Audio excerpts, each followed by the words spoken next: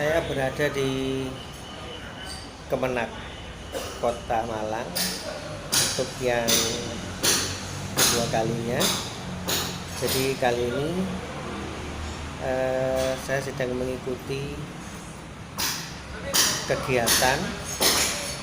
Semoga ini menjadi inspirasi bagi pemirsa sekalian. Kantor Kementerian Agama Kota Malang di bagian Bimas Islam sekarang mengadakan pelatihan penggunaan media sosial untuk penyuluh agama Islam yang ada di kantor KUA di seluruh Kota Malang. Jadi untuk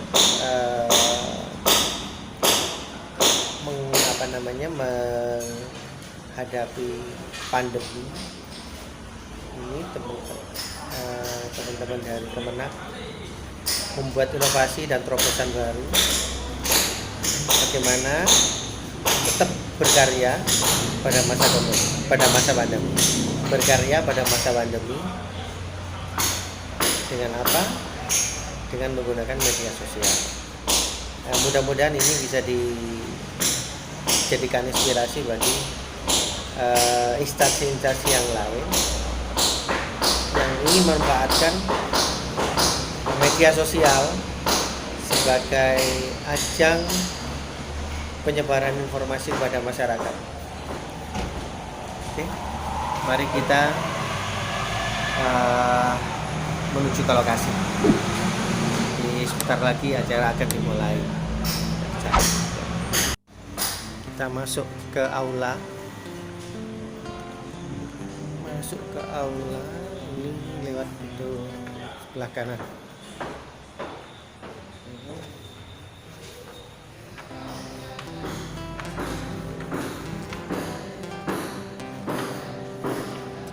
Ternyata pembangunan ini diresmikan pada tahun 91 oleh Pak Susamto, Wali Kota Malang.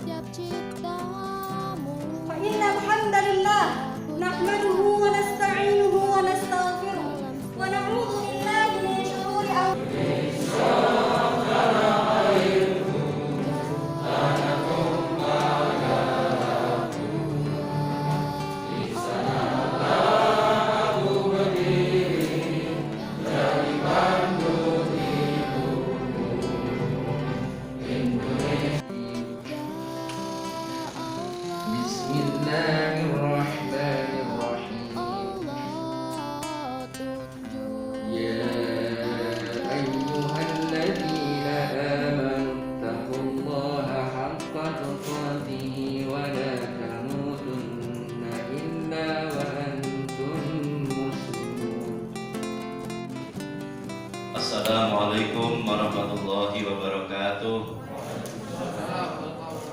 Terima kasih Bimas Islam, Bapak Dr. Andes Haji Rosan MHI, yang sebelumnya telah dilakukan seleksi penyuluh agama Islam teladan tingkat Kota Malang tahun 2020. Pertama, yakni Muhammad Maju ke depan yang dipanggil kemudian yang pertama itu adalah yang pertama adalah Ibu Elvi Nurida Hasan dengan jumlah nilai 11.543,5. Kemudian yang kedua itu adalah Ibu Nurholisa SAGME dengan jumlah skor 10.692,5.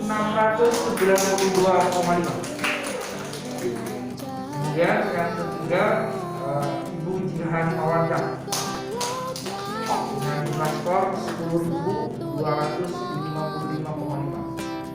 Kemudian yang keempat Bapak Anas Yusuf SPD dengan skor 10.129,5. Kemudian yang terakhir Bapak Isa Budismo ST dengan jumlah skor 9.997,5. Demikian pemilu teladan tingkat Kota Malang. Selanjutnya kami persilakan kepada Pak Koordinator untuk mengucapkan selamat. Selamat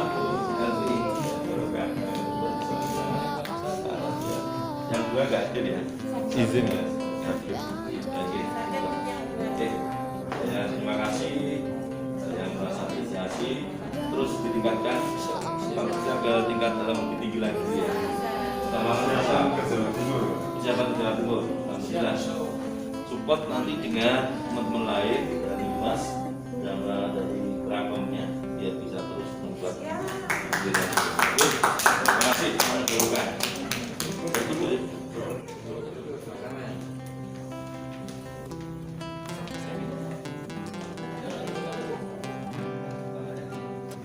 Dua tanganku ini memohon di wujudmu, mendengar dan bersimpuh. Ya Rabbana lakal hamdu kama yanbaghi li jalali wajhikal karim wa li sultanik. Allahumma shalli wa sallim wa barik ala sayyidina Muhammad wa ala alihi wa sahbihi ajma'in. Allahumma ya Allah inna ala dzikrika wa rahimin. Rabbi ja'alna muqimas shalah wa min dzurriyyatina. Rabbana wa taqabbal du'a. Rabbana atina fid dunya hasanah wa fil akhirati hasanah wa qina adzabannar.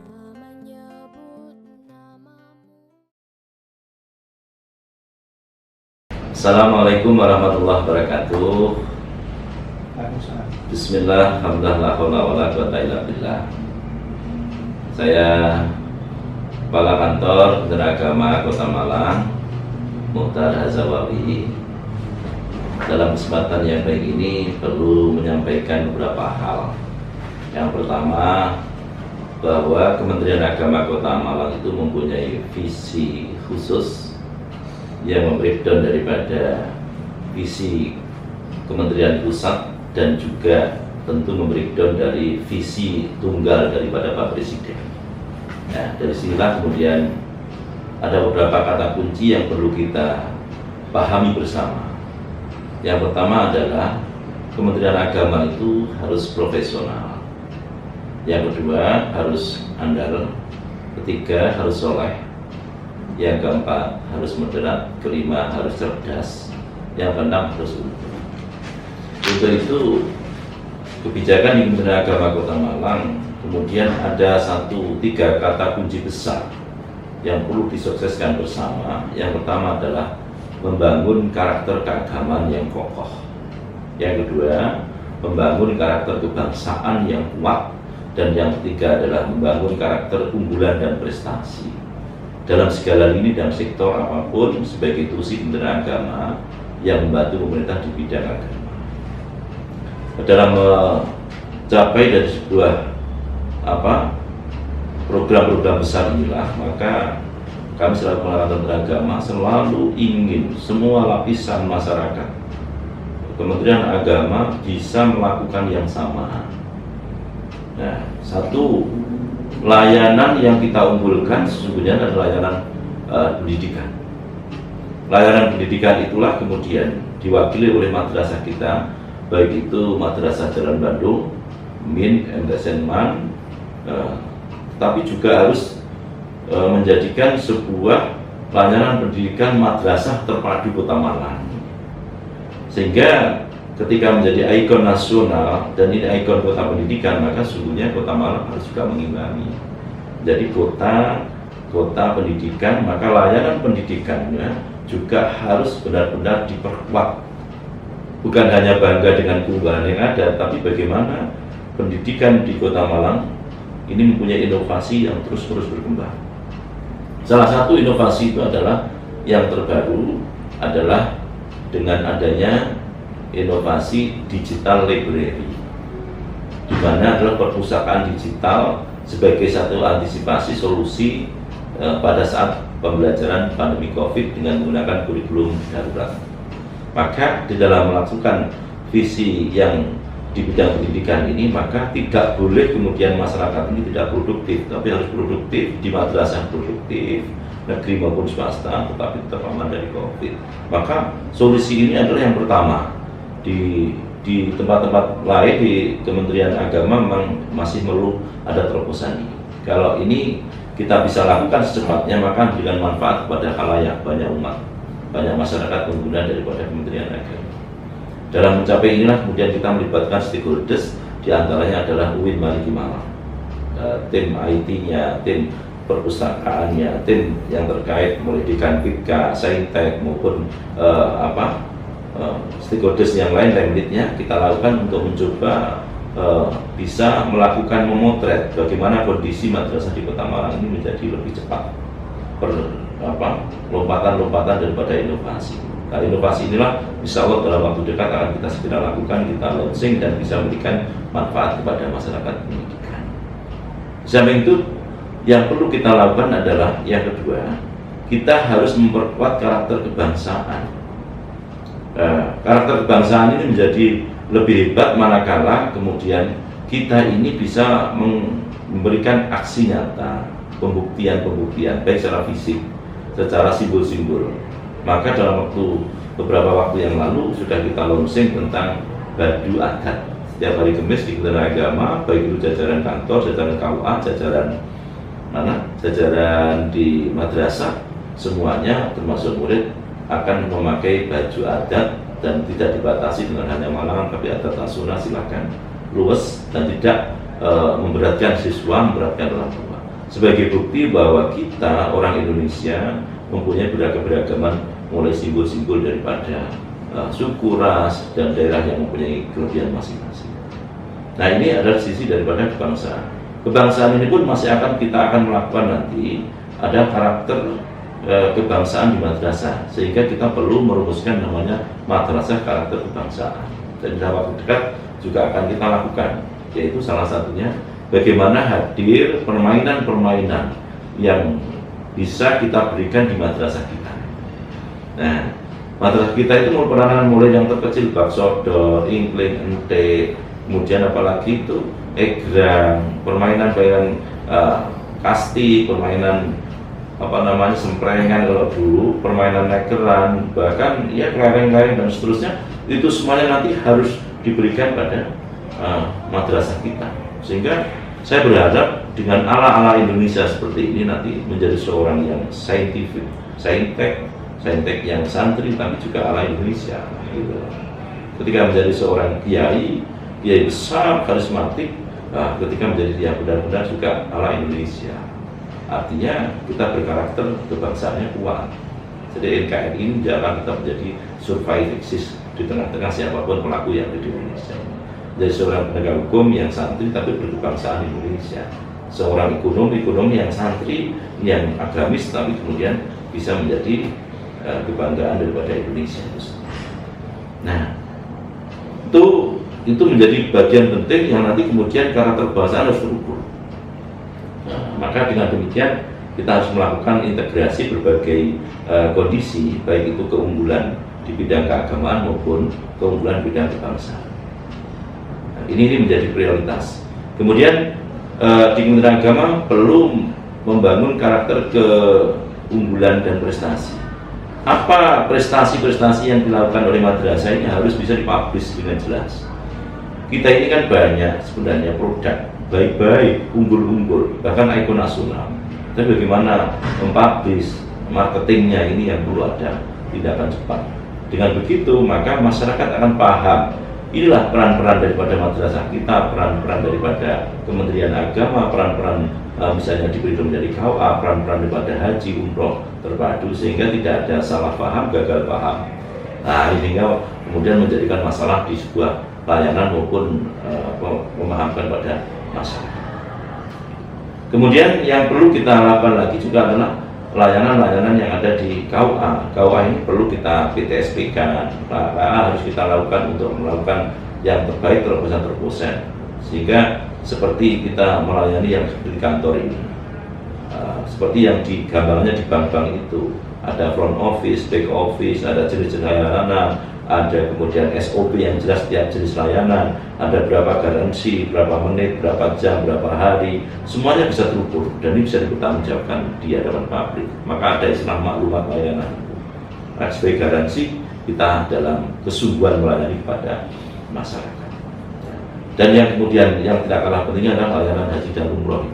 Kita terus dalam waktu dekat ini melakukan yang namanya pelayanan terpadu satu atap, di mana orang datang untuk daftar haji, ngurusi haji, pembatalan haji, atau apa saja namanya, itu sudah langsung sekali parkir sudah selesai dengan durasi waktu mungkin maksimal setengah jam.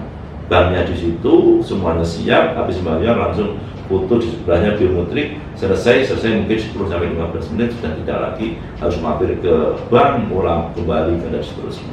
Ini menjadi bagian penting menurut saya. Inilah jualan layanan yang bisa kita lakukan di Kementerian Agama dalam situasi yang saat ini pandemi COVID.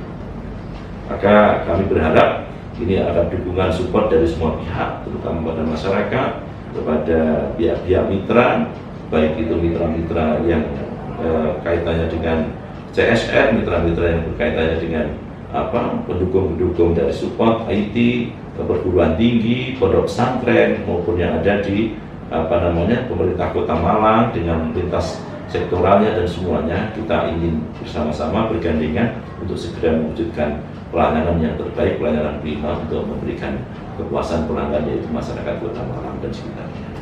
Ini barangkali yang perlu saya sampaikan kepada saudara-saudara sekalian. Mudah-mudahan bisa diberikan makna dan dalam bagi kita semua. Terima kasih. Mungkin beberapa penting nanti bisa kita lanjutkan pada pemahaman atau penjelasan-penjelasan yang lain. Kurang lebihnya saya maaf. Assalamualaikum warahmatullahi wabarakatuh.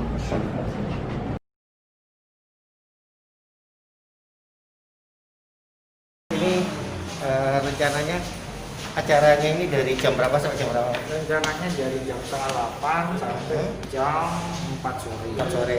Untuk materinya nanti ada 5. Materi semuanya sudah menyampaikan sesuai dengan bidangnya masing-masing. Ada dari dalam, ada 3 orang dari luar. Pesertanya berapa orang kira-kira? Pesertanya Dari mana saja ini? 53, ada 7 dari penyuluh fungsional, kemudian sisanya 41 nanti dari penyuluh agama non PNS, kemudian 5 dari kepala KUA kecamatan. Jadi semua jumlahnya 53 orang.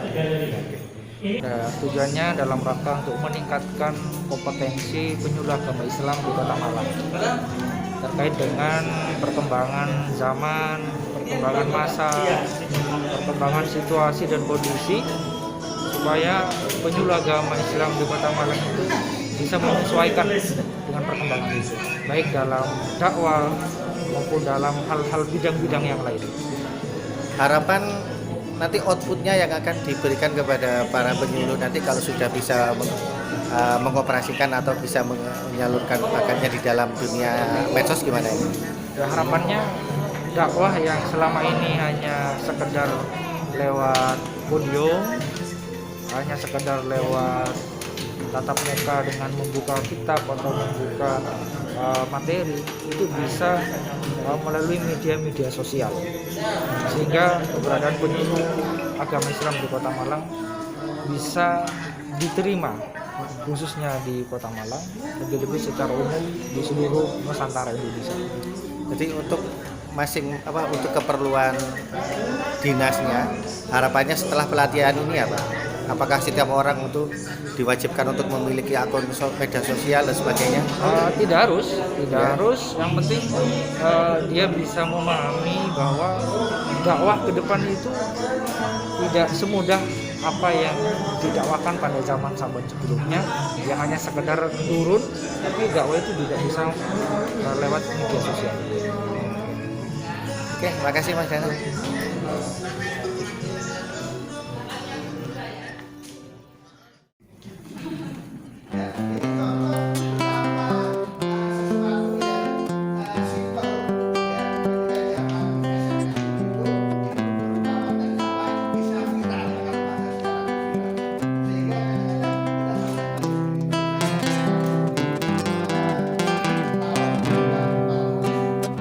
Dua tanganku ini memohon di wujudmu, menengadah dan bersimpu padamu ya Rabbi.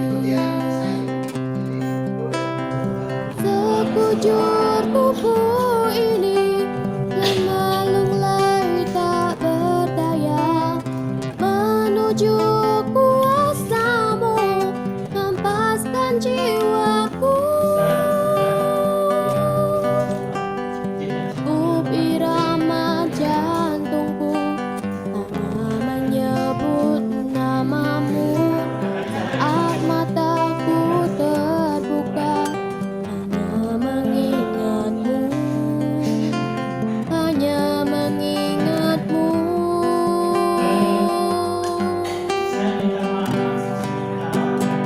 Hangatkan jiwa ini.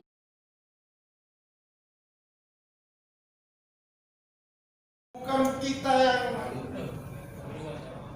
menyalahkan, seharusnya kita yang disalahkan. Karena itu tusi kita. Karena itu hati-hati mensikapi.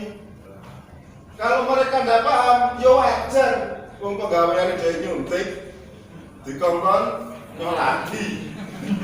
Sing ngerti nyolati ora, belum piye lah.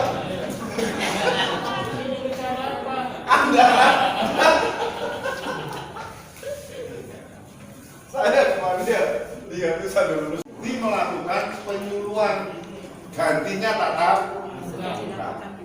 Lah kalau bisa bikin infografis kan enak. Enaknya apa? Ya santai kan, gambar, diupload, ya sudah. Nanti di screen shot untuk apa? Untuk bukti laporan. Misalkan diedarkan, di-share di grup apa? Tuh. Sebetulnya tata cara pelaporan juga gampang kok. Cuma kan kita tidak bisa mulai dari mana kan begitu ya. Udah halal, gawe sapi halal itu piye kan gitu ya. Pelajaran tugas kita. Marilah kita akhiri dengan bacaan hamdalah. Alhamdulillahirabbil alamin. Akhir kalam. Assalamualaikum warahmatullahi wabarakatuh. Untuk selanjutnya foto bergantian, monggo pakai masker. Oke, baik Mas Hasan. Ini tadi sudah melaksanakan kegiatan dari awal. Mungkin pemirsa Oma itu ingin mengetahui mulai dari ide sampai output apa nanti yang diharapkan kepada para penyuluh-penyuluh ini dengan menggunakan pelatihan-pelatihan seperti ini, Mas. Ide dasarnya itu bermula dari pandemi COVID-19. Yang awalnya penyuluh itu punya kewajiban untuk melakukan bimbingan dan penyuluhan kepada masyarakat dengan cara tatap muka. Tetapi ketika ada pandemi corona ini kan tidak boleh melakukan tatap muka. Tetapi bimbingan dan penyuluhan ke masyarakat tetap harus dilaksanakan. Karena itu harus ada cara untuk menyampaikan bimbingan dan penyuluhan agama kepada masyarakat tersebut. Salah satu yang memungkinkan bagi kita untuk melakukan itu adalah melalui media sosial. Karena itu hari ini penyuluh agama Islam kita latih mulai dari menggunakan cara membuat infografis dan lain-lain, short video, termasuk juga bagaimana membuat YouTube kan begitu ya. Itu untuk bekal mereka dalam rangka melakukan tugasnya bimbingan dan penyuluhan agama Islam kepada masyarakat. Sekaligus kalau nanti ini kita buat melalui media sosial, laporannya kan enak, buktinya kan sudah jelas. Gitu. Jadi buktinya langsung nanti buktinya langsung sudah diupload begitu ya. Tinggal masukkan di grup kerja langsung bisa dinilai langsung. Nah itu diantaranya kemudahan yang kita pakai. Karena kalau tidak ada terobosan, mereka tidak bisa melakukan fungsi mereka, beban kerja mereka. Ini sudah dilakukan oleh Malang aja apa seluruh Indonesia? Kita kurang tahu di daerah yang lain, tapi untuk di Kota Malang ini dirasa sangat penting. Kota Malang ini kan daerah. Berarti ini idenya dari Malang, Mas, dari sampean ya? Sebetulnya tidak juga. Ketika ada pandemi itu kemudian masing-masing kan sudah menyiapkan. Dan sebelum pandemi ini jauh sebelumnya kita Kementerian Agama RI itu juga sudah punya ide untuk melakukan dakwah dengan menggunakan media sosial itu. Berarti ini menangkap ide tersebut menjadi sebuah kreativitas baru gitu. Nah ini nanti kan kita harapkan ini terus sampai para penyuluh agama Islam ini punya kemampuan pun tidak ahli punya kemampuan lah. Minimal dari handphone. Minimal dari handphone. Dan sekarang sudah diberikan stimulan dari Kementerian Agama dengan diadakannya lomba short video. Nah itu sebagai stimulan cara kita untuk merangsang agar para pegawai itu lebih giat lagi, karena media sosial juga sesuatu yang harus untuk zaman sekarang ini, tidak bisa tidak kan. Makanya tadi tak guyoni, biarpun kita ini sarkup sarjana kuburan, harus melek IT kan begitu ya. Oke Mas Rosyad, terima kasih. Jadi untuk pemirsa Oma Hijau, serangkaian kegiatan yang sudah kita ikuti tadi mudah-mudahan dapat bermanfaat bagi pemirsa sekalian, dan akhirnya dari kami sampai di sini, sampai ketemu dengan informasi-informasi dan dunia-dunia kreatif ataupun inovatif yang lain. Assalamualaikum warahmatullahi wabarakatuh.